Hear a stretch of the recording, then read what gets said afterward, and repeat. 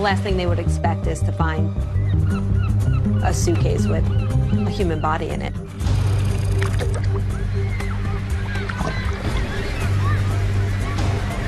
The big question is, how the hell did he get there?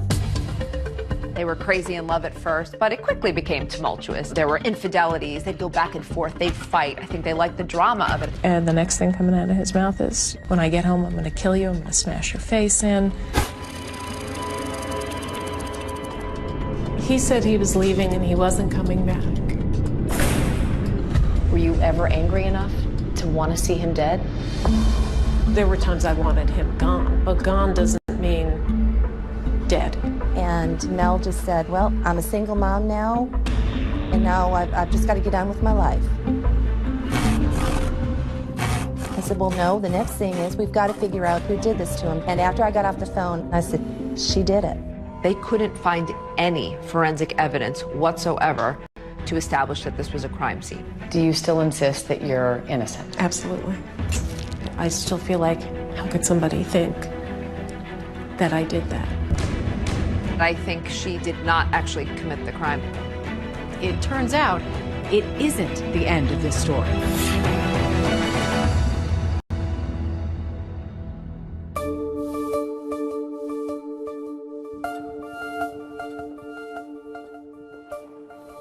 My name is Megan Sachs. I'm a criminologist at Fairleigh Dickinson University. In simplest terms, criminology is the scientific study of what causes crime and how the criminal justice system responds to crime. I've written about 25 true crime books over the years, and I think Melanie Maguire's is perhaps one of the most interesting ones and baffling. This is Melanie Maguire, arrested today minutes after dropping off her children at daycare. Melanie Maguire, a New Jersey nurse, was accused of killing her husband, cutting up his body and throwing it into the Chesapeake Bay. In 2007, what was being called the Suitcase murder trial was generating an enormous amount of media attention, not just in New Jersey, but all across the country. 3 bizarre discoveries, 3 separate suitcases, all containing human remains. The woman who was on trial for her very life. She says the real truth behind the crime has never been revealed. With no history of violence and no apparent motive for murder, could she really have done it? She was this beautiful young nurse, and they were this seemingly normal middle-class couple, and the murder happened in such a grisly way. The idea that this beautiful nurse could have actually killed her husband and then cut him up is just incredible. Of course, there were the salacious aspects. Mrs. Maguire is a registered nurse, and prosecutors say she had an affair with a doctor. She didn't fit the profile, I guess, of a murderer. Over the years, students and colleagues of ours have come to me and said, you know, Melanie Maguire proclaims her innocence and would love to tell her story. I started thinking, oh, maybe there is a little more to this case than what you just see on the surface. And then the idea of a podcast came up, and I was all in. On direct appeal, we examine the murder conviction of Melanie Maguire following a highly publicized trial. Looking at the evidence that was presented and the evidence that may have seemed insignificant at the time, we form our own conclusion about Melanie's guilt. We here at ABC have our own history with the Melanie Maguire case. Back in 2007, ABC's Cynthia McFadden had the first on-camera interview with the mother of 2 on trial for murdering her husband. Who is the Melanie Maguire you hope the jury knows? The one who tried to take care of everybody, who didn't make the smartest decisions, but admitted to those mistakes to the people she trusted most, but did not admit what she's accused of. I have been incarcerated for 12 and a half, going on 13 years now. Do you still insist that you're innocent? Absolutely. You're sitting here a wrongfully convicted person. Correct. Absolutely. And what have those years been like? I tell people it's not as bad as you think in some ways, and it's so much worse than I could ever articulate in others. After all these years, I still feel hurt. I still feel bothered. I still feel like, how could somebody think that I did that? This whole saga begins on May 5th, 2004, with an odd discovery in Virginia Beach.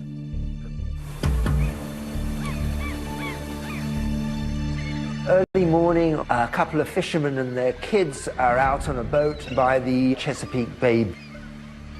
Me and my friend Don Connors was going to go out fishing, and we both had days off, and D, or Don, we called him D, he said keep his kids out of school, we were going to take them fishing. So everybody was excited. We went right out through this bridge here, and if you keep on going, you'll run right into the Chesapeake Bay Bridge Tunnel. The Chesapeake Bay Bridge Tunnel is about 17.5 miles long. It really is quite astonishing. It connects the eastern shore of Virginia to Virginia Beach. Has 2 tunnels for 2 shipping channels, and once you get on the other side, you go north, you're up into Maryland, Delaware, New Jersey. So we went out there and anchored off of Fisherman's Island, and we were just doing some fishing.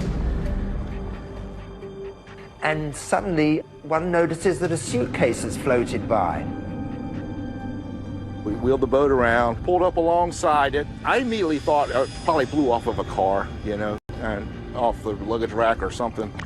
D and his son had reached over and were trying to pull it up in. It had some weight to it, so I stopped the boat, reached in and helped him pull that thing up in there, and laid it in the floor of the boat. They found a dark green Kenneth Cole suitcase in pretty good condition that was apparently part of a luggage set of 3.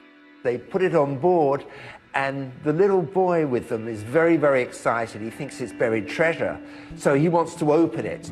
The contents were covered with a thick trash bag, like a hefty bag or something. And I said, uh-oh.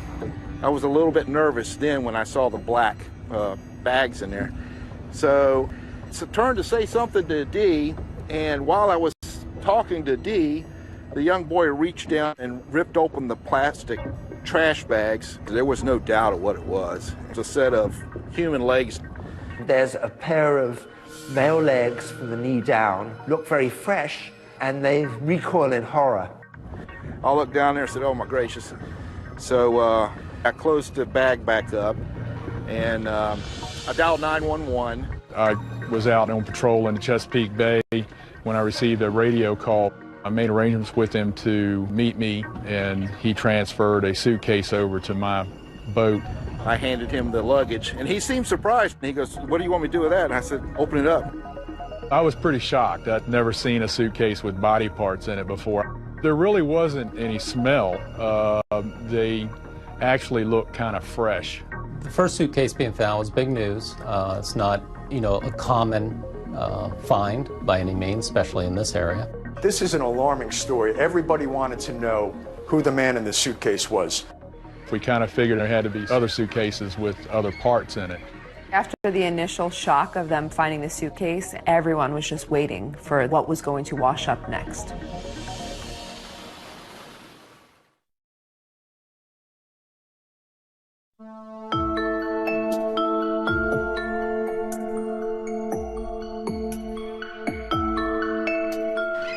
Chesapeake Bay area, there's a lot of boaters, there are bird watchers, there's Fisherman's Island, a nature sanctuary. This is really kind of a tourist, a fun area. People are going there to relax or going with their families. The last thing they would expect is to find a suitcase with a human body in it.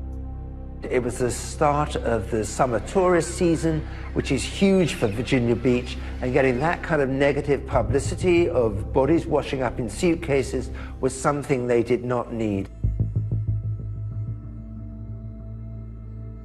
6 days later, the student was on Fisherman's Island in the middle of the Chesapeake Bay, which is a nature preserve. And she saw a dark green Kenneth Cole suitcase. She was curious what could be contained inside, and she actually pulled a little bit of the black trash bag out of the suitcase, There was such a strong odor of decomposition that she immediately stopped and notified the refuge workers. The police, they'd been expecting this because after the first Kenneth Cole bag with the legs, they suspected there was going to be more. It was transported to the medical examiner's office in Norfolk, and that's where we actually viewed what the contents inside. Inside this suitcase would be the torso and the head of a male. The torso is still attached with the arms and the head. The head was wrapped in what looked like a medical blanket. The face was somewhat identifiable, but it had been submerged for a while, so extremely bloated. The medical examiner is able to determine that the victim's been shot multiple times. There are a couple of gunshot wounds in the torso area and one through the head. There were 2 bullets that were recovered from the body, wad cutter bullets. And wad cutter bullets are not typically used by the average person, but they are used for target practice. And it became a very big local story. A student discovered a suitcase near Fisherman Island. Inside, a human head. It's getting a lot of coverage. It's the second suitcase in a week found near the Chesapeake Bay Bridge Tunnel, and the second one containing body parts. And everybody was waiting for the rest of the body to turn up. Well, the third suitcase was found on May 16, 2004 in the water by a fisherman. He saw the suitcase floating in the water. This third suitcase that had been in the water the longest did have some growth on it from floating in the water for so long. This suitcase contained the pelvis, so from the waist down to above the knees. Authorities realize they have to figure out who it is. Anytime you find an unknown body, the first thing you're going to do is look into missing person cases to see if the profile matches anyone who's currently missing.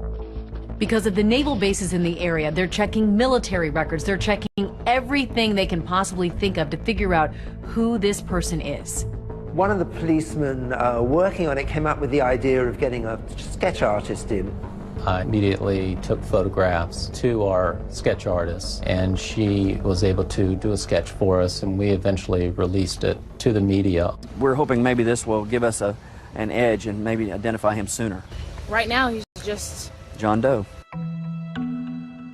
May the 21st, Sue sees the picture on TV of a sketch that they had done to find out who this person was. Sue had been getting out of the shower one morning.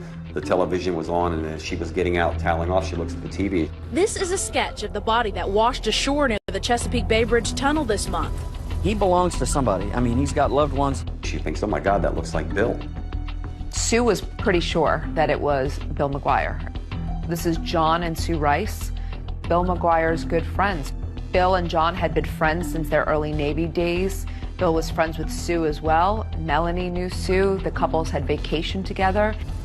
Sue immediately calls her husband to take a look, and he's not so sure it's Bill. But Sue's convinced it is, in fact, and says, please call Crime Stoppers.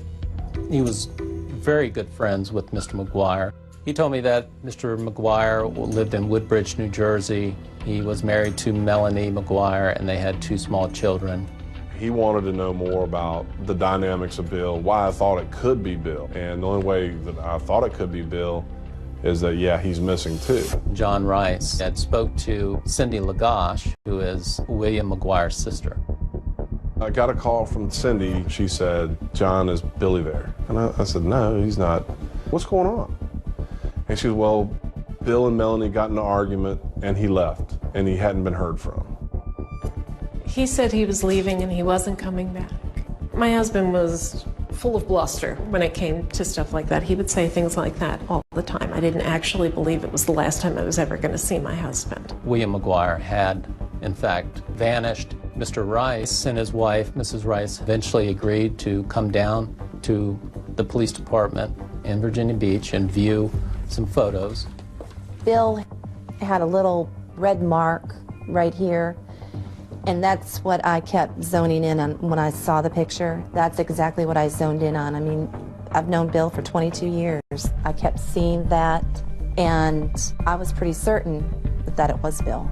Once we had a name and approximate age, we ran him through our computer system. He ran a check on Bill McGuire, and he found that McGuire had been arrested in Virginia for a reckless driving charge in the 1980s. His fingerprints were on file already, which made it a lot easier, and they're very quickly able to confirm that the fingerprints matched. The man in the suitcases was identified as 39-year-old William McGuire of Woodbridge, New Jersey.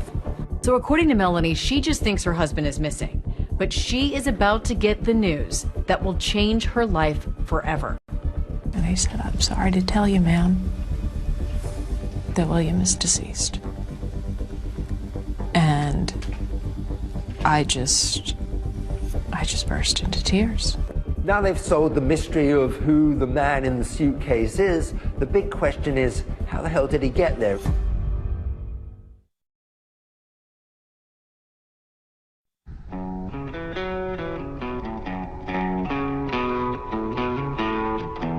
The Melanie McGuire story is centered around New Jersey.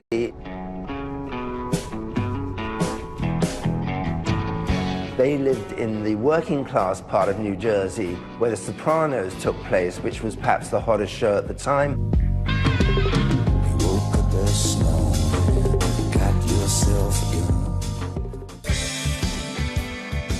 Melanie is a Jersey girl, born and raised there. Her parents are Linda and Michael Caporero.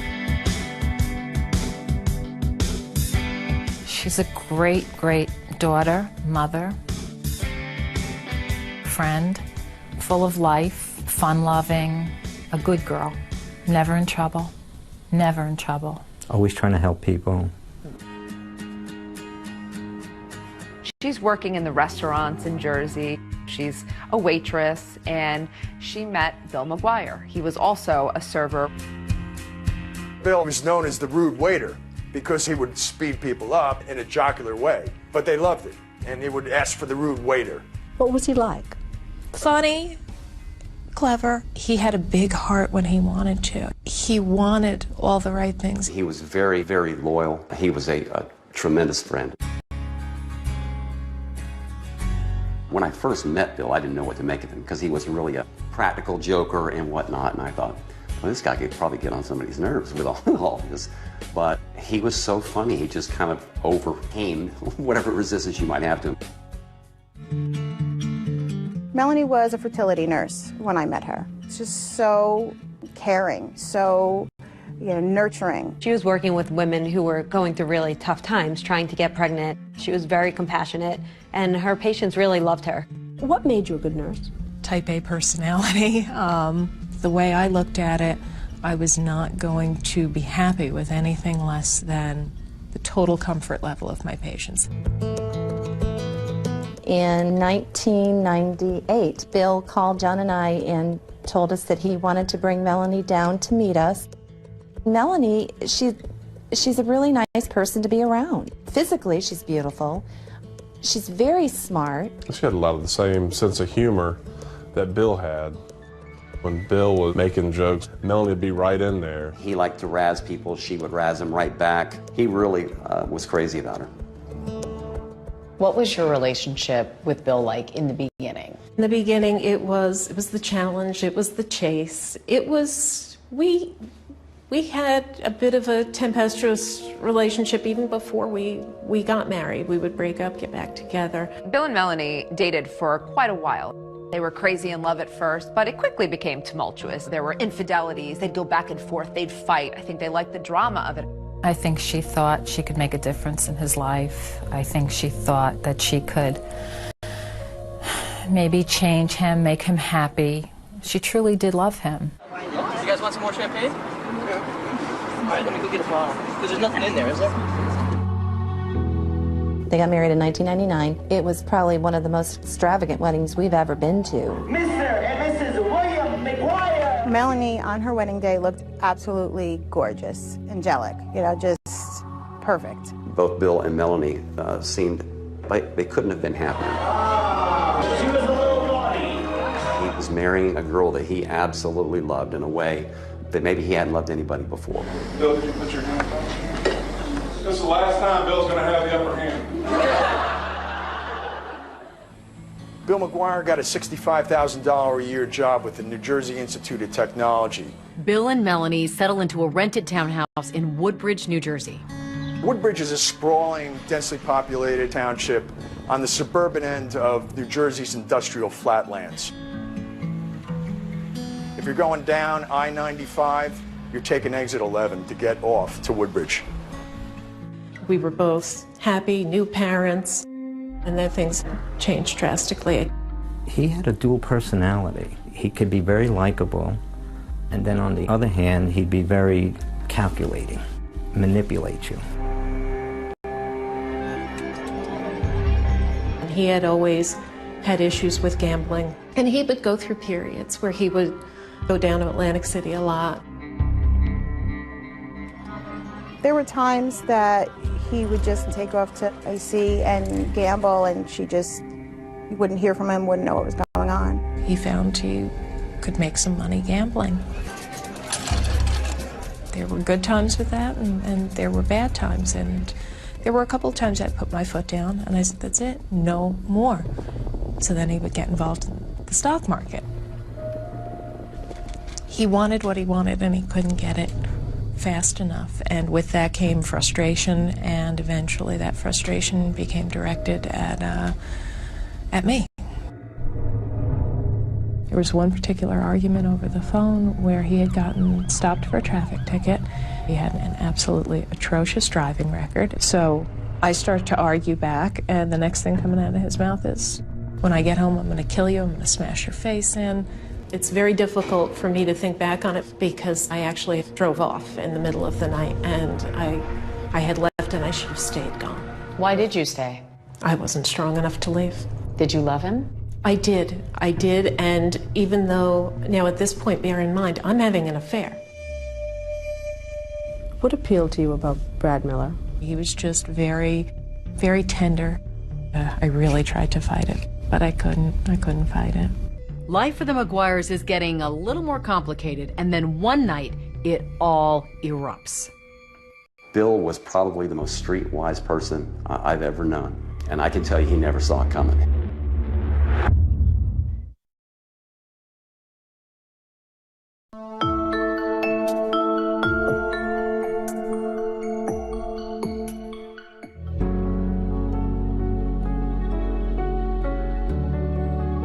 Melanie is loving, caring, funny, considerate. We just clicked right away, to the point that I asked her to be in my wedding when I got married. Love is always patient and kind. It is never jealous. Love is never boastful or conceited, and is not resentful. Love takes no pleasure in other people's sins, but delights in the truth. In June 2001, the McGuires were already married for a few years. And even though there was some friction in the marriage, Melanie McGuire decided to have another child.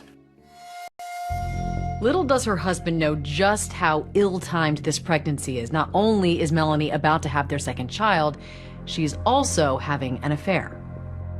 Dr. Bradley Miller was a partner in RMA Associates, and Melanie was working as one of his nurses. He was so kind.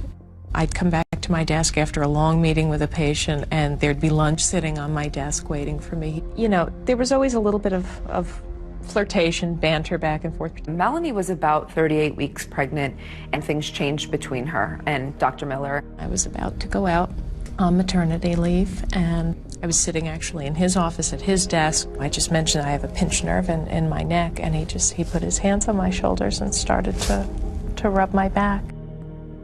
I really tried to fight it because this was not going to be good. This was not going to be good for anybody, but I couldn't fight it. After Melanie came back from maternity leave, she and Dr. Miller started a full-blown affair, and it seemed like they were falling in love with each other, although they were both married with young children. Shortly after my second son was born, that's when things began the final descent downhill, if you will.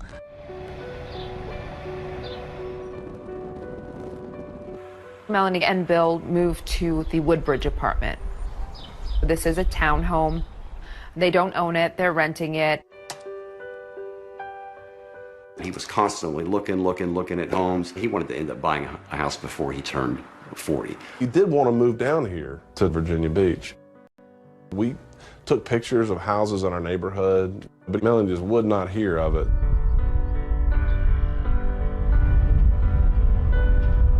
They ended up putting a really sizable deposit down on a very nice home in New Jersey.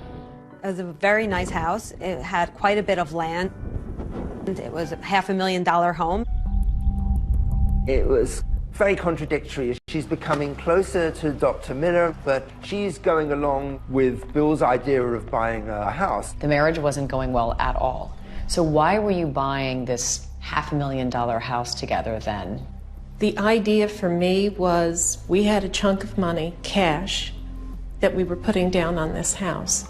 In the past, we'd come to points where we had been in similar situations, and he would, ultimately something would happen and he would go and gamble the money away. I figured this at least was an investment. On April 28th, they're due to close on the house at 2 o'clock in the afternoon, and she's in constant touch with Dr. Miller, who's pleading with her not to buy the house. He wants to be with Melanie, and he sees a future life with her. And Melanie told him that, not to worry about it. It's going to be okay. I'll take care of it. After they close on the house, they go back to their rented townhouse.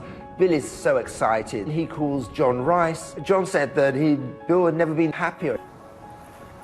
The last person Melanie speaks to that night is Dr. Miller. She tells him, look, we've closed on the house. Bill's had some red wine. He's asleep on the couch, but when he wakes up, we're going to sort this out, and I'm going to tell him I want a divorce. Melanie described the events that would happen later on as a big fight. You and Bill had a horrible fight, yes? Correct. We fell asleep on the couch, woke up early morning hours, and it was never a bad time for an argument. I'm talking probably 3, 4 o'clock in the morning. And it starts on the house. I settled for that house. The hell are you talking about? You settled for that house. It's a $500,000 house. That's not what I wanted. Melanie says that Bill turned around and said, what I really wanted was a house in Virginia for cheaper, but you refused to let us do that, and so I have to settle. And she says this turns into a very heated argument. From there, things became more physical.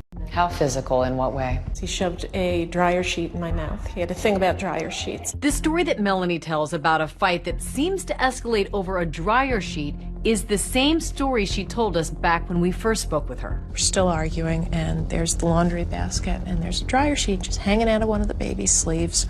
He hated them. He thought it was lazy that I wouldn't stand there and put in the liquid fabric softener, and yeah.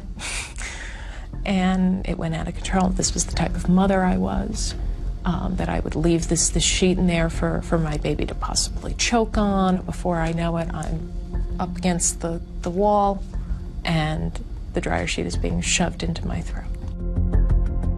And then he just smacked me. In the face?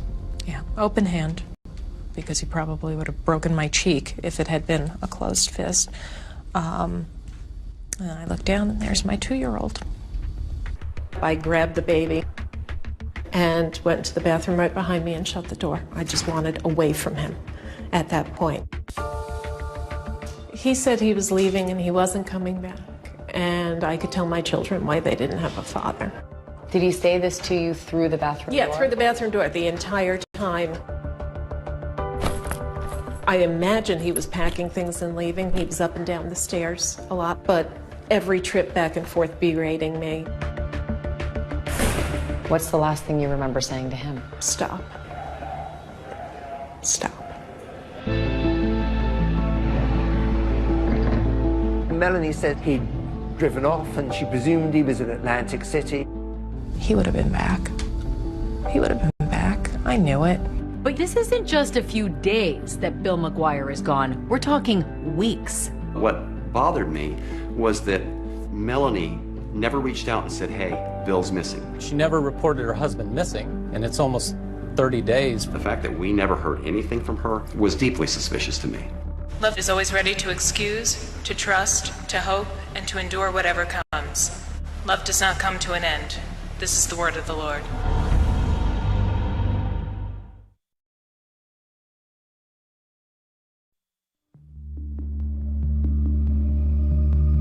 the early morning hours of April 29, 2004, Melanie McGuire said that she and her husband Bill had a violent fight and that he left and she never saw him again. Melanie says the next day she got her kids up, she took them to daycare, and she started trying to figure out how she was going to move on with her life without Bill. And during this, the next day, the day after that, the day after that, you didn't hear anything from him? No. Did you try calling him directly? No, because this is what used to happen when we fought. You know, I'd call, whether it was to tell him off or to try to apologize or what, we just end up getting back into it again. I'm done now. I'm done. She retains a divorce attorney, and at this point she does tell the divorce attorney that she has not seen her husband in a few days. And according to Melanie, the attorney advised her not to file a missing persons report. My heart broke for her. She didn't deserve, nobody deserved that. But I told her that, you know, she needed to think about herself right now. She needs to protect herself. I called a business associate of mine who was an attorney. She said, you need to get a restraining order. State your full name. Melanie Lynn McGuire. She had to go in front of a judge and give sworn statement about the incident that happened. Tell me what happened that brought you to court today for a temporary restraining order. My husband and I closed on our first house on Wednesday. That should be a positive thing, shouldn't it? Yeah, it should. He's been behaving really erratically. Ms. McGuire, you're safe here. Don't worry. Melanie explained to the judge how Bill had been violent with her. Did he hit you, ma'am? No, not until, well, I don't mean to sound like I had absolutely no part in this. I said some not nice things and slapped me.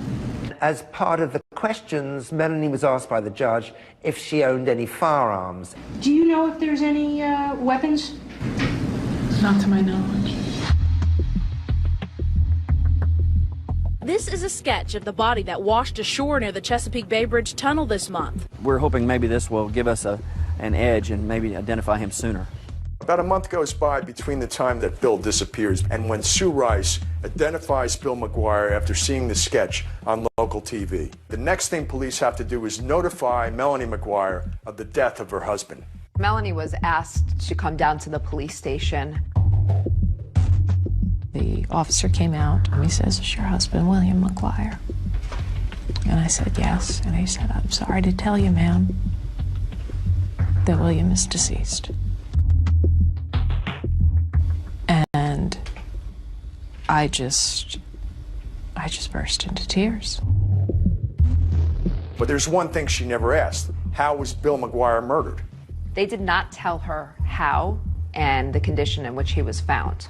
That would be one of the first questions that I would ask. The next step was that the Virginia police wanted to speak with Melanie. Melanie agrees, but she brings her divorce attorney with her and another criminal attorney in that practice. Conducting an interview with the victim's wife with two attorneys present is highly unusual. First time I have ever had that happen to me. She was nervous, she was visibly shaking, she made expressions like she was crying, but she never had a tear in her eye. I asked her if she had any luggage, and she informed us that they didn't have any matching luggage.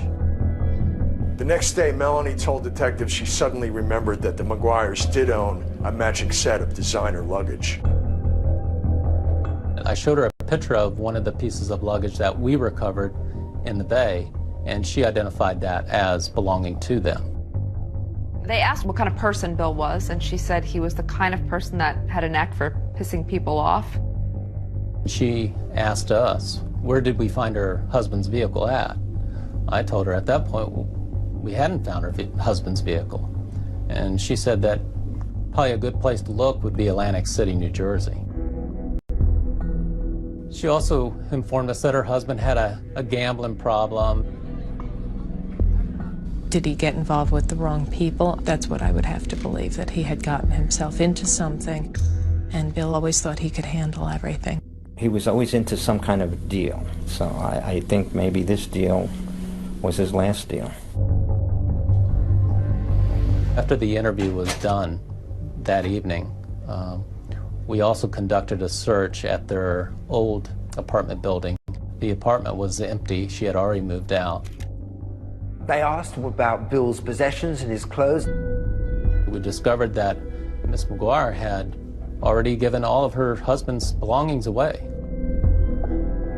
Virginia Beach detectives find out that Melanie McGuire had given most of Bill's belongings away to a friend's cousin, and they wanted to track that man down. Eventually they did and found out that most of Bill's clothing was still in black trash bags, much like the bags that contained Bill McGuire's body parts.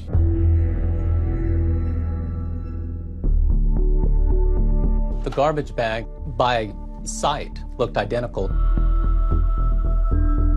Things are starting to make sense with the detectives. There's black trash bags, and there was also the hospital blanket that the head was wrapped into. And they're thinking, well, Melanie McGuire is a nurse. That's kind of an odd coincidence. At Melanie's suggestion, detectives start to search Atlantic City for Bill's car. And lo and behold, that's exactly where they find it. The Atlantic City forensic unit processed Mr. McGuire's vehicle. They took photos, they fingerprinted, they vacuum cleaned the floorboards. The body was released to Melanie on a Tuesday. Immediately she had him cremated.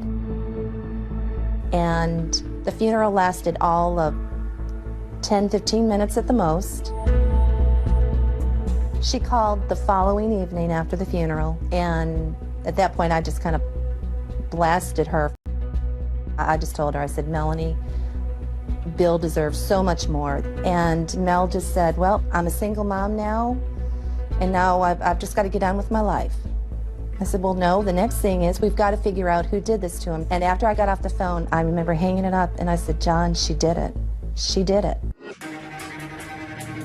Everything pointed to Melanie McGuire.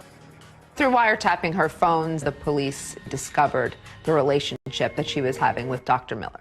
It's a eureka moment because it provides motive. I've told them everything that I know. But they're, they just don't. They want you to break.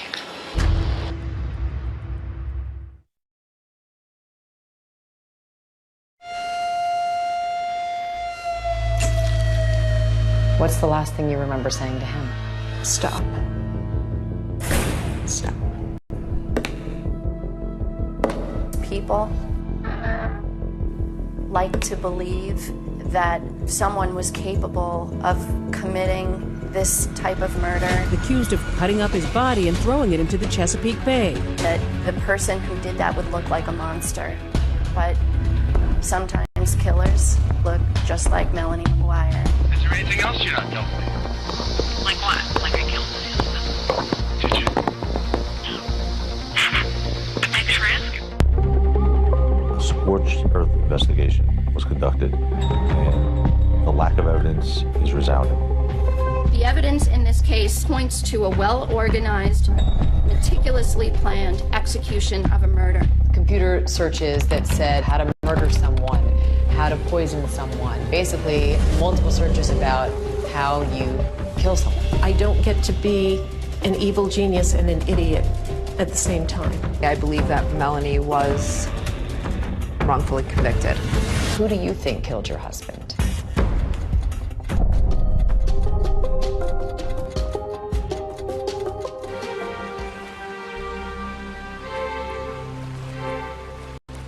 Melanie McGuire, once a married mother to 2 little boys and a fertility nurse, is today a 47-year-old inmate at the Edna Mann Correctional Facility in Clinton, New Jersey. In here, guilt and innocence is irrelevant in day-to-day life. I have 6 numbers and a letter after my name, the same as the woman on one side of me and the same as the woman on the other side of me.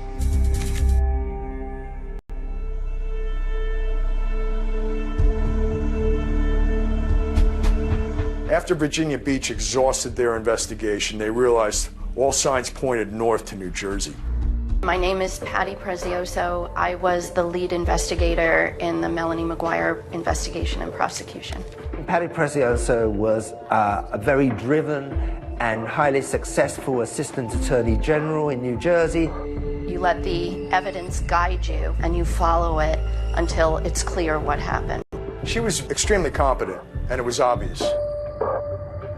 The task force had local police, state police, the Attorney General's office. They decided to treat this case with top priority. It was clear that he had been shot, and trying to find out if any of the people close to Bill owned a gun was a top priority.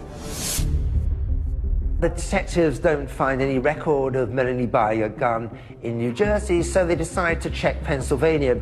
They knew that Pennsylvania was close, and a lot of people will go to Pennsylvania for firearms because the gun laws are more lax. There's less of a waiting period, and so you can go in and essentially walk out the same day with a firearm. It turned out that when the record check was done with Pennsylvania, a record came back that Melanie McGuire had purchased a gun. I remember plain as day when she came in, because not many women come into the shop. She filled the forms out, and then when she wrote down her occupation, that she was a nurse, that stuck in my mind, because I guess that was the first time I ever sold a gun, to a nurse. Melanie bought a Taurus 38 Special, and she bought wad cutter bullets. And that gun was purchased just 2 days before Melanie McGuire said her husband went missing.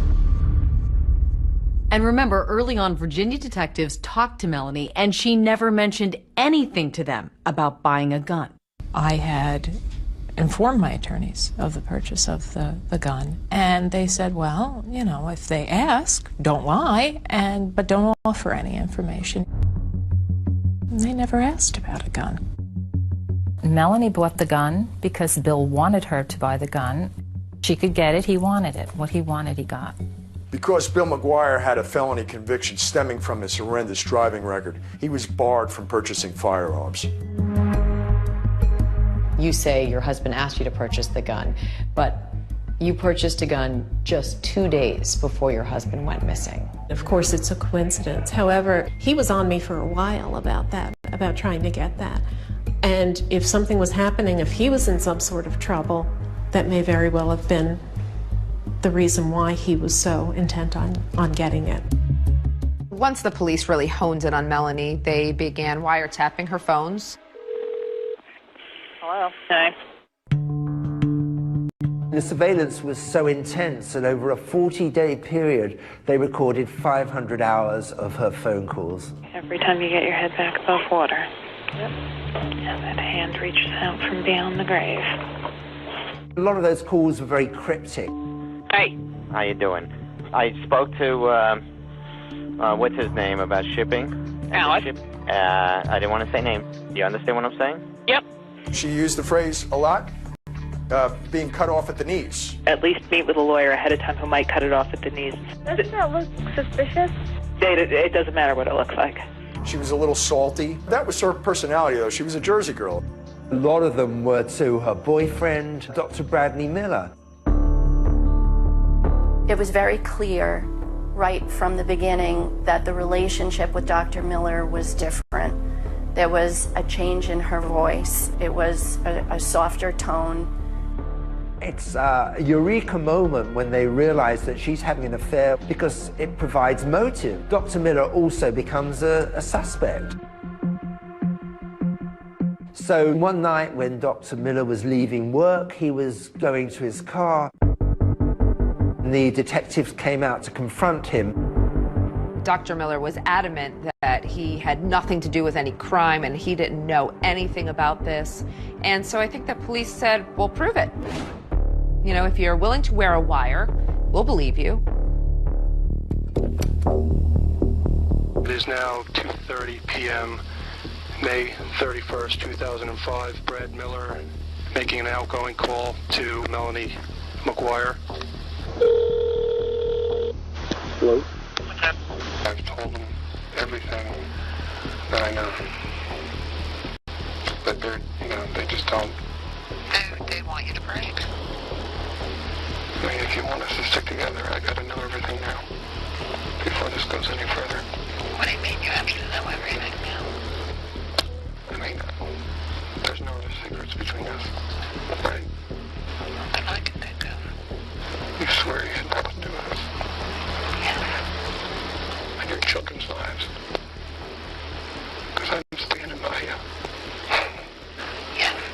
In those intercepted phone calls, another friend she was speaking to was Jim Finn.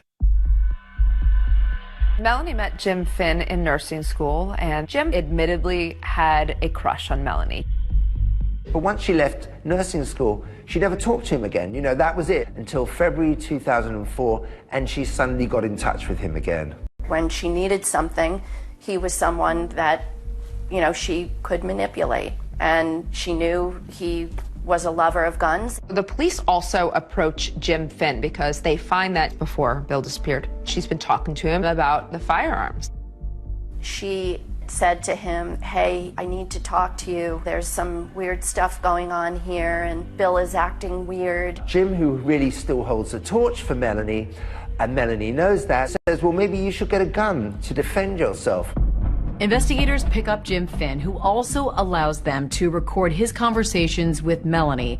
And once they hear what's on those calls, they're satisfied Finn knew nothing about the murder. The reason I kissed you about buying a gun is because my husband wanted one. He wanted one? Yeah. Not only did he want one, I bought one for him. Why didn't you tell me? At the time the detective spoke to Jim Finn, he had no idea that Melanie McGuire had purchased a gun. He was surprised. Is there anything else you're not telling me? Like what? Like I killed my husband. Did you? No. But thanks for asking. Melanie never wavers on whether or not she was involved. It is always a hard no. I want you to tell me the truth. I'm telling you the truth. I did not do it. She was under a microscope. Everything she did was being watched. Everything she said was being listened to. Melanie does something that most people would find a little suspicious. Investigators start looking at her Easy Pass records. They notice trips to Atlantic City. She knew that Bill McGuire's car was in Atlantic City because she put it there. That requires 2 drivers. So that means someone helped her. What investigators find in Atlantic City has them wondering, did Melanie have an accomplice? And if so, who was it?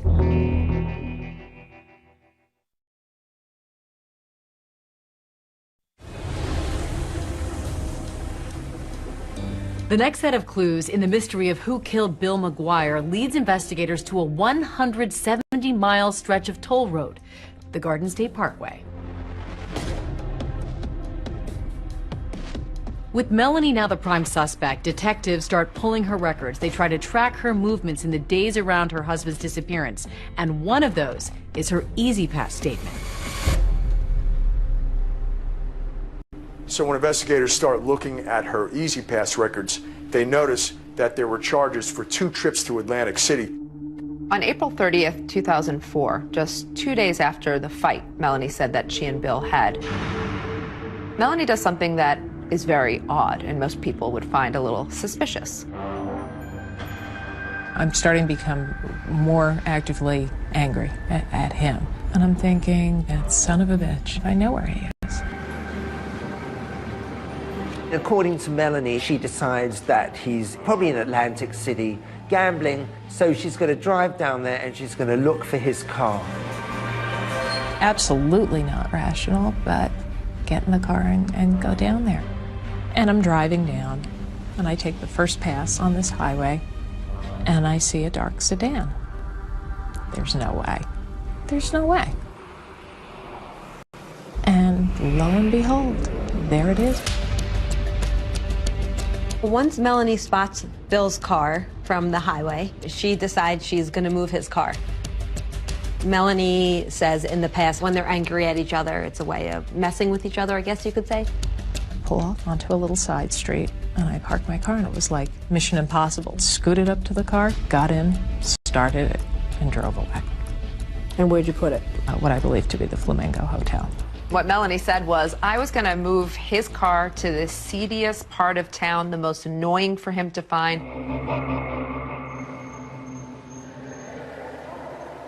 That just didn't make any sense. That he was physically abusive to her, but then she goes to mess with a car with a guy that she claims she doesn't want to be around. It sounds beyond ridiculous sitting here saying it, and I acknowledge that, and I can't, you know, it's the truth. It's an incredible story, meaning it's just not credible. We believe she was planting his car in Atlantic City. She was trying to create an illusion that Bill McGuire was still alive. That requires two drivers. So certainly that means someone helped her. Someone had her Pathfinder, and she was driving Bill McGuire's car. They put the car at the Flamingo Hotel, and then she went home with the person driving her car. And investigators thought they'd struck pay dirt when they discovered that hotel's parking lot had surveillance cameras. In truth, of course, the footage did not capture who the driver was. The surveillance video from the Flamingo Hotel actually showed the victim's vehicle being pulled into a parking space. Because of the darkness and the glare and the background lights, you could not actually see the person that was occupying the vehicle. There was another inexplicable road trip, this time to Delaware, 5 days after her husband went missing. She had shared with Dr. Miller that in the early morning hours of May 4th, she was actually furniture shopping. Investigators think that this Delaware furniture trip is really just a ruse. That same road would have taken her to the Chesapeake Bay Bridge Tunnel. Normally, someone would take the New Jersey Turnpike to go over the Delaware Memorial Bridge, picking up Route 13, which runs south to the Chesapeake Bay Bridge and Tunnel. Patty Precioso says that Melanie actually left the night before from New Jersey, drove Bill's remains to Virginia. We believe that that was when she took the suitcases with Bill's remains and got rid of them in the Chesapeake Bay.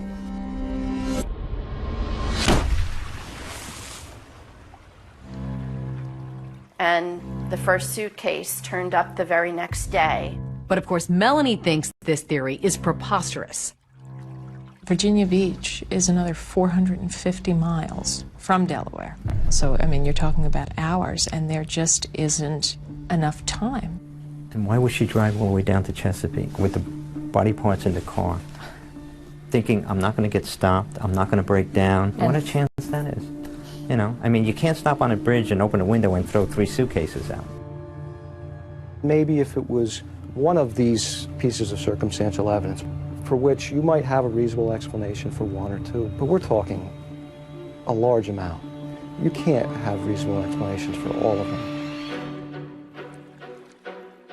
It's a mountain, and it's a lot of coincidences, and that's absolutely. But coincidences don't always make for the best evidence. And detectives were still searching for any physical evidence that would link Melanie McGuire to her husband Bill's murder. Where is the proof? Where is the forensic evidence? The task force is convinced that Bill was murdered and dismembered at their townhouse in Woodbridge. So they concentrate on that. They went back 4 to 5 times to search for any evidence.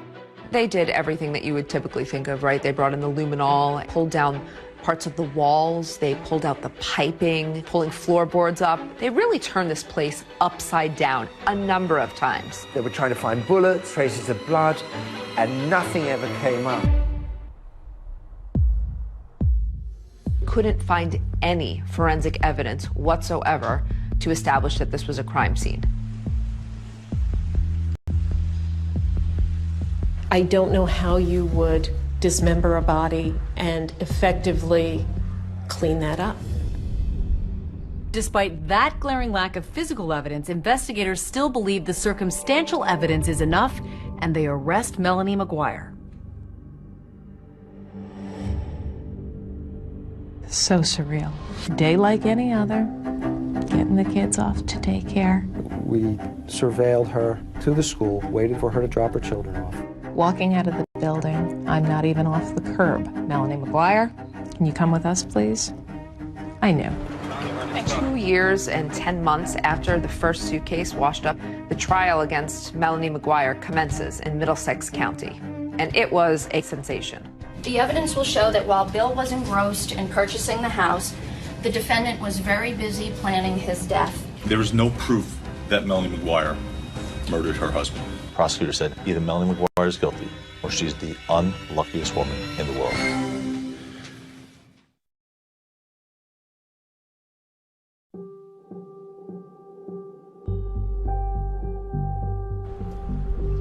On Monday, March 5th, 2007, 2 years and 10 months after the first suitcase had washed up in the Chesapeake Bay, Melanie McGuire went on trial for her husband's first-degree murder. This was a case that had garnered a lot of media attention in New Jersey.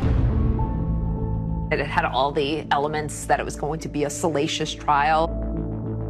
The judge let us know that the trial was going to be televised. Let's bring a couple of experts into the conversation to help us sort through yesterday's evidence. It made people act differently. I think Melanie loved the idea that she was the center of attention. She seemed very relaxed, much more relaxed than I would have been. It was a double-edged sword, because if she sat there, you know, more stoic, she looked nasty or she looked mean. And then when she was being more upbeat and talking to people, oh, well, you know, she's joking around at her own trial. There was nothing she could do that wasn't going to be criticized. By the time Melanie McGuire gets to trial, she's hired Stephen Turano and Joe Tacopina to represent her. Joe Tacopina was a high-profile celebrity attorney. Joe Tacopina. Joe Tacopina. Joining me now, Joe Tacopina. He's the attorney for Alex Rodriguez. He feels just as comfortable in front of a TV camera as in front of a jury. A scorched earth investigation was conducted, and the lack of evidence is resounding. The evidence in this case points to a well-organized, meticulously planned execution of a murder. Is that a fair description of you? Were you somebody, if you were going to do something, you were going to do it all the way? Correct. And I would counter that argument with, if that's the case, then I would have been sure to not include blankets that could be traced to me, my own luggage. I don't get to be an evil genius and an idiot at the same time. They're not going to be able to tell you where William McGuire was killed, how he was killed, when he was killed. The defense were really trying to play to the jury that Bill was a major gambler and he may have owed thousands and thousands of dollars. He was a big gambler because he gambled beyond his means. When you have money out on the street and you're behind and you're not making payments, you know what happens? You get shot here and you get shot here. As prosecutors start laying out what they believe Melanie McGuire did to Bill, it all starts with something they found in his car after it was processed in Atlantic City. When investigators first recovered Bill's car, they found a bottle of chloral hydrate, a red liquid, and also a syringe in it. State's Exhibit 983. Do you recognize that? Yes, that's the vial we dispensed the liquid in. Chloral hydrate is, have you ever heard the term slip somebody a Mickey?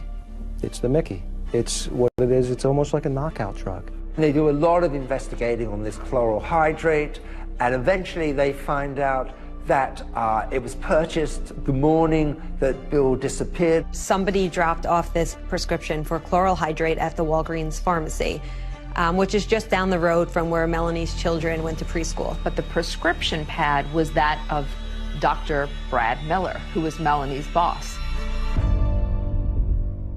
So the light bulb goes off and they're thinking right away, clearly Melanie had access to this prescription pad. She used it, she filled it. Chloral hydrate was necessary for this defendant to have control, and even more importantly, it was necessary to her that Bill McGuire had no control.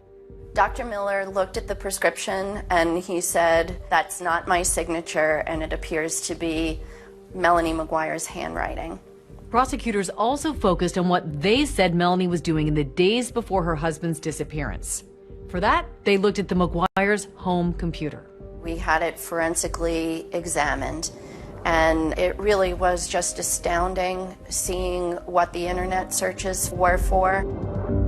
Can you describe the searches that you recovered? How to purchase guns illegally, how to commit murder, and undetectable poisons was searched. It didn't look good. It looked like someone was searching how to, sedate someone or how to kill them. I'm a nurse. I was a nurse. And I don't need to look up things like that. If I wanted to look for something like that, I have a PDR, physician's desk reference. I have a book that I can look in that doesn't leave an internet history. But both Melanie and Bill use this computer. So it's really hard to figure out who was searching these things. Now, you have absolutely no idea of knowing who actually conducted the searches that you talked about, correct? No, I don't. One of the things we can say for certain is that your husband didn't commit suicide. He didn't shoot himself. He wasn't able to carve his own body up. And yet there's a suggestion from the defense that some of the online searches were things that he was in fact doing, not that you were doing. It wasn't me.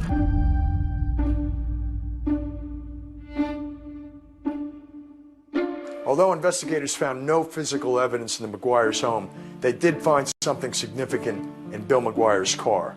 After Bill's car was recovered in Atlantic City, our criminalist was able to locate several pieces of small flesh. These pieces of flesh are an artifact of Bill McGuire's body being disarticulated. The phrase was used, human sawdust. Human sawdust is a term that did not exist until this case, as I understand it.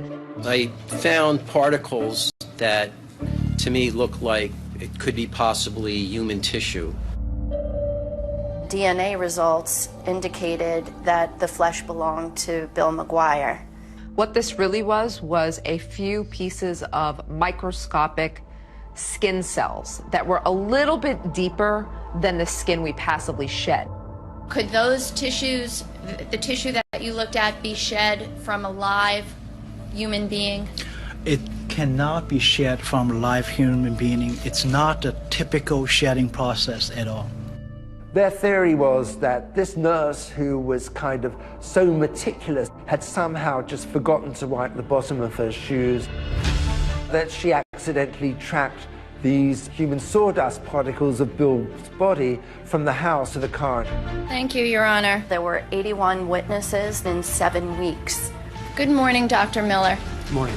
Dr. Miller was the testimony that everyone was most anticipating. He was going to be the big star of the trial. I was having an affair, and my whole life turned upside down. Were you in love with the defendant?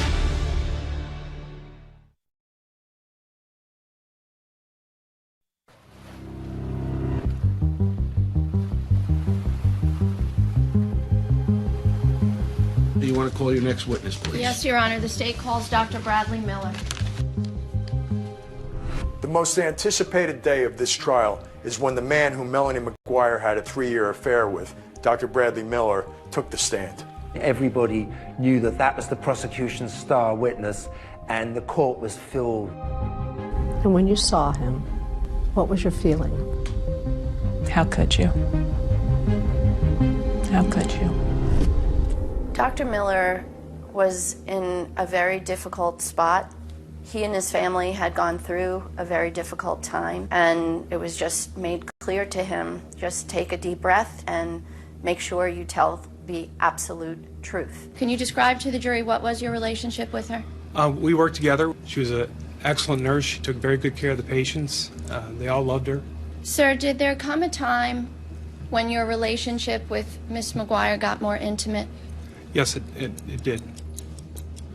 It was towards the end of her second pregnancy. She was about 38 weeks pregnant. And before she went on maternity leave, we had oral sex in the office. So not proud of that. It has to be pretty hard to hear it come out in court. Hard for me to hear it, hard for me to think, oh my God, my parents are hearing this, my 84-year-old grandmother is hearing this. Were you in love with the defendant? Yes, I was. Had the two of you discussed future plans together? Yes, we were hoping to be together in the future. If we do make it through this, I'll just have to take whatever money I can get and get away. With Dr. Miller on the stand, prosecutors were able to score some points because there were certain things that Melanie never told Dr. Miller. Did the defendant ever tell you that she purchased a gun? No, ma'am. I had no knowledge of her purchasing a gun, no. Did the defendant ever tell you that she went to Atlantic City and parked her husband Bill's car at the Flamingo Hotel? No, she did not. Did there come a time when the defendant shared with you that she had done that? Yes, and I asked her, well, why didn't you tell me this sooner? And she told me that she didn't want me to be upset, that she's going back to find Bill, to bring him back, and rekindle the relationship. We looked very closely at Dr. Miller. There was no evidence connecting him with this crime.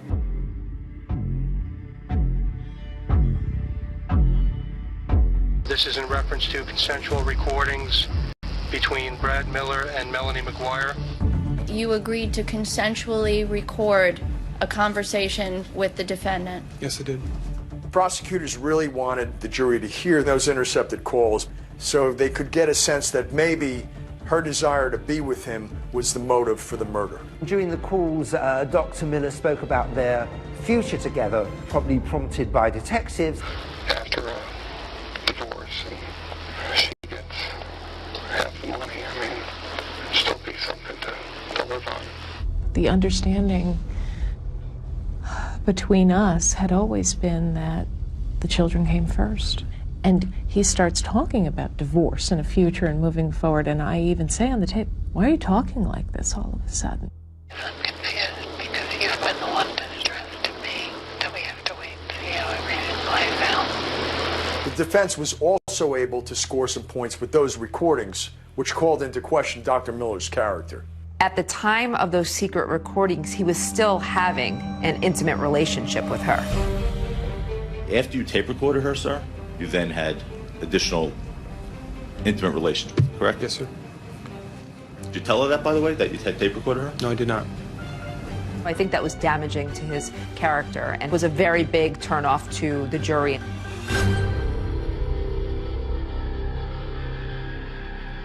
Have you ever had contact again with Dr. Brad Miller? No. No. After the day he testified, I haven't laid eyes on him since. You have no desire?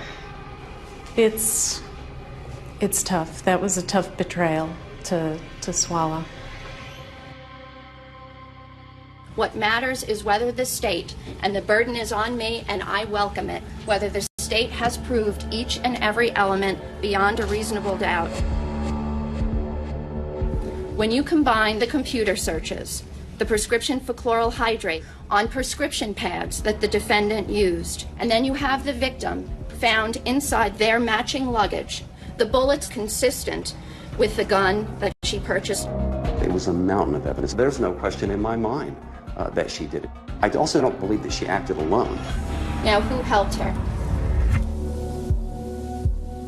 And Patty Precioso told the jury that there was a very, very good chance that Melanie had an accomplice. Although he was never charged, investigators took a hard look at Melanie's stepfather, Michael Caporero. The prosecutor needed somebody, so they focused in on me. Anything they wanted, we gave them. We gave them DNA, we gave them hair samples. I had nothing to do with anything involving that crime. You don't need the precise when. You don't need the precise where. You don't have to find that she pulled the trigger. You don't have to find that she had hands-on physically in regards to his death. Well, boy, that leaves a lot of speculation out there for the jury. You can't guess someone into prison for the rest of their life. The jury goes into deliberation, and Melanie and her family are waiting on pins and needles. I was very concerned. I think we all as people like to believe that if someone was capable of committing this type of murder, that the person who did that would look like a monster. But sometimes killers look just like Melanie McGuire. The day the verdict was read, the atmosphere in the courtroom was just electric. Has the jury reached a verdict in this case? Yes, Your Honor. How do you find as to the count of the indictment charging Melanie McGuire with the murder of William McGuire? Guilty. I just remember seeing her collapse. I remember grabbing Joe's arm, and I remember feeling my legs just kind of go out from under me. She's alternating between I didn't do it, and my babies, and referring to her two children.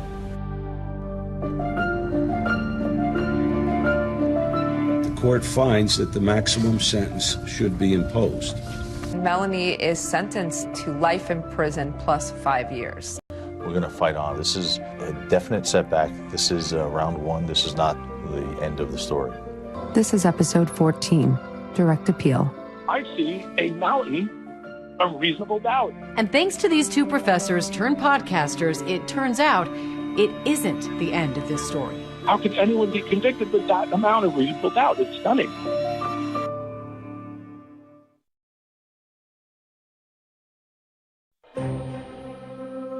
After sentencing, Melanie Maguire was taken to the Edna Mann Correctional Facility in Clinton, New Jersey. Her new home would be a 6-by-9-foot cell.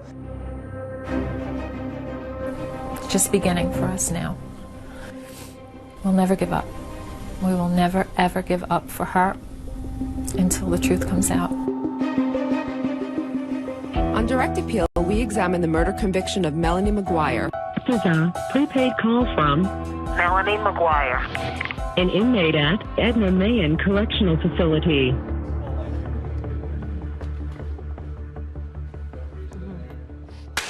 All right. Obviously, Melanie's been convicted. She's exhausted all of her appeals at this point. So how did the idea for this podcast come about? Melanie Maguire was looking to speak with someone about her story because she had done really poorly in the court system, and I think she was frustrated. And after visiting with her the first time, I was like, this is a story. This is important.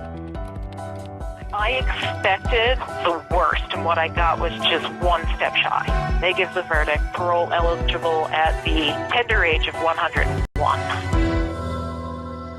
It was very difficult. It was reliving it. This was the first time somebody was basically saying, we hear you. What'd you say? Let's get to the juicy part. I want to know, do you think she is innocent or guilty? In the end, I believe that Melanie Maguire was wrongfully convicted. So you believe an innocent woman is behind bars right now? Absolutely. I believe this is a case of a wrongful conviction.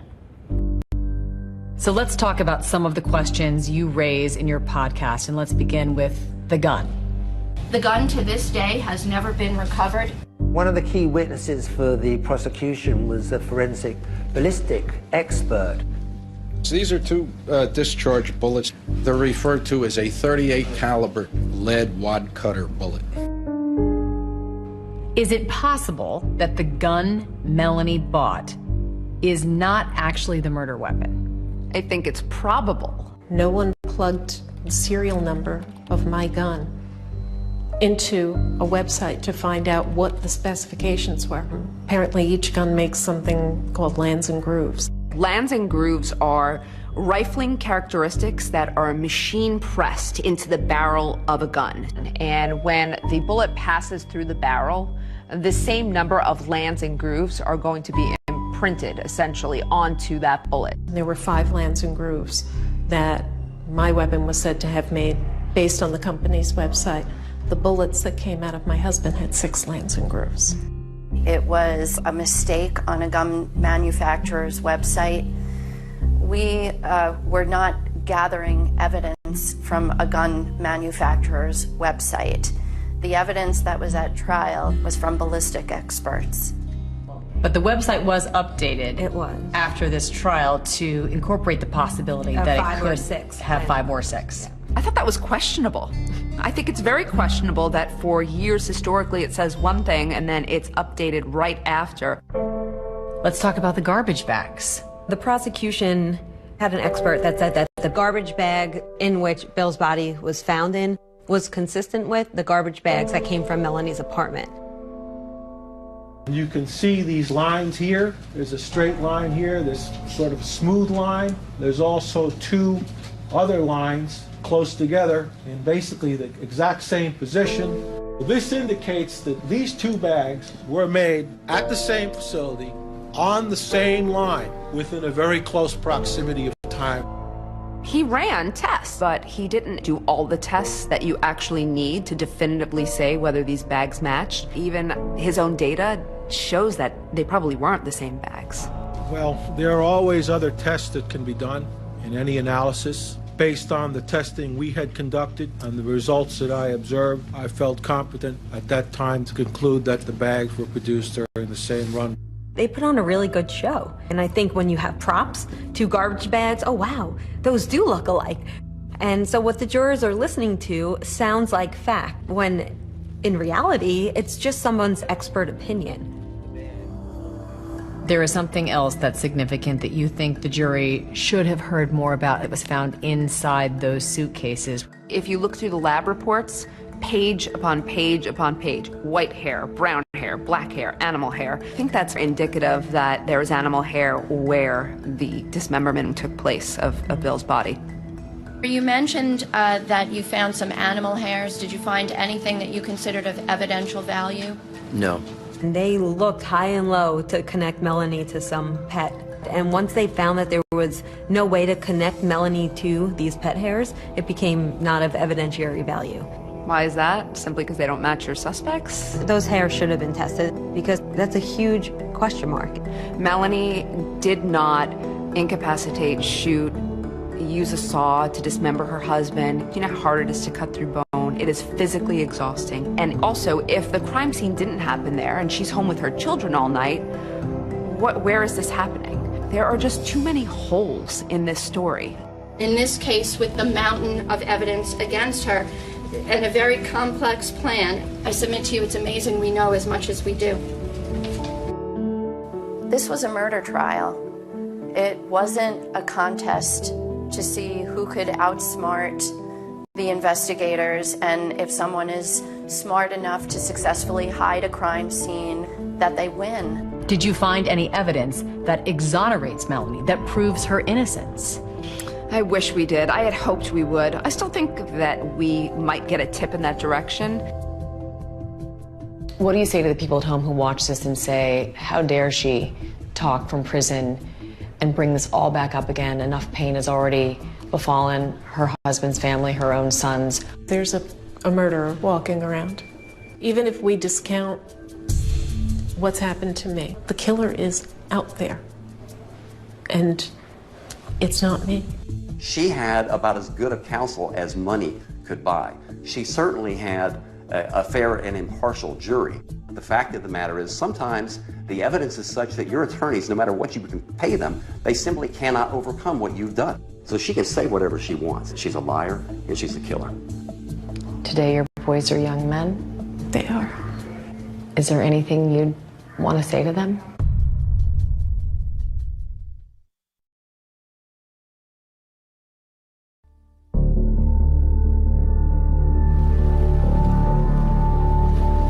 There will always be questions about this case that we may never have the answers to, like if Melanie McGuire did kill her husband, why did she drive more than 300 miles to get rid of his remains in the Chesapeake Bay? His friend John Rice has a theory. Bill did want to move down here onto Virginia Beach. After a time, he gave up on that idea. So it almost seemed like a vindictive thing on her part to drive him down. Oh, you want to go to Virginia Beach? Here you go. Why was it important for you to tell this story on your podcast? A lot of people who are convicted, they'll go through the appeals process, but they won't prevail. If we can investigate this, provide any type of assistance, we're possibly remedying some of the harshest parts of our system. There are times when podcasts and media can shine a light where what the government did was not right. This is not one of those cases. A 39-year-old man lost his life before he got to see his children grow up. You have 2 little kids. Yep. That's the hardest part. Knowing that when I see my children, when I hug them goodbye, it could be the last time. Ultimately, the courts would award custody to Bill's sister, Cindy Lagoche. Melanie has had no contact with them. Today your boys are young men? They are. Is there anything you'd want to say to them? Make up your own mind. Don't accept what you're just being told on the surface. Dig. What is your level of hope that one day you might walk out of here? I'm terrified to hope. because to have it thwarted in here, it's absolutely soul-crushing. Bill McGuire was the father of 2 small children. He was a brother, he was a friend, and his life got cut short. I think Bill deserves to be remembered as a fantastic friend, a dad who loved his boys. He didn't deserve this. Nobody deserves that. No one.